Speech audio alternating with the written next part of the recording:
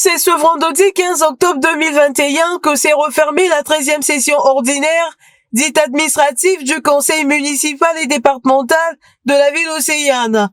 Session qui, après 10 jours de travaux, a débouché sur des délibérations financières et dénominatives.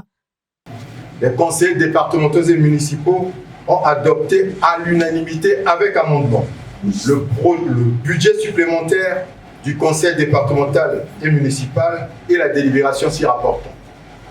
Ce budget est équilibré en recettes et en dépenses à la somme de 17 milliards 900 millions de francs CFA, soit une baisse de 1 milliard 149 millions de francs CFA par rapport au budget primitif 2021, soit moins 6%. Les conseils départementaux et municipaux ont adopté à l'unanimité sans amendement, à travers le rapport de la commission aménagement et affaires domaniales, les délibérations dénommant le rond-point Nelson Mandela en rond-point place du Centenaire et celle dénommant le rond-point dit Ilama en rond-point Nelson Mandela.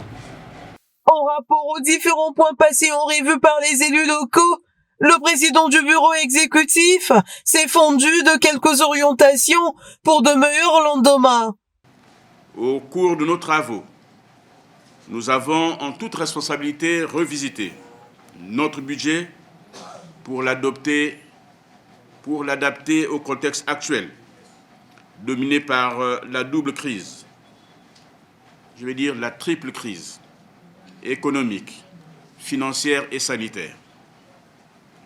Le rapport d'activité présenté par le bureau exécutif et le budget supplémentaire ont mis en évidence nos forces et nos faiblesses.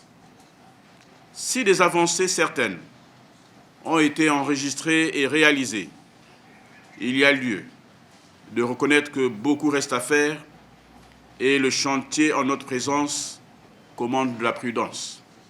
Aussi, Jean-François Cando a invité les différents conseillers à porter un regard attentif sur l'éducation.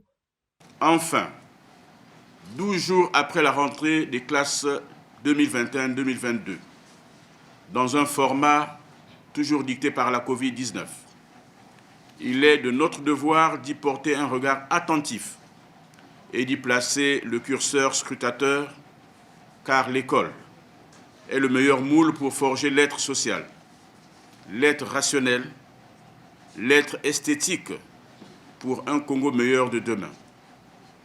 Des dispositions nécessaires doivent être prises pour que les enseignements soient dispensés dans un environnement totalement sécurisé, aussi bien pour les enseignants que pour les apprenants. Notons qu'au cours de ces travaux, les conseillers ont reçu la visite des sénateurs de la capitale économique et suivi les communications de la directrice départementale des soins et services de santé et celle du commandant de régiment de gendarmerie de Pointe-Noire.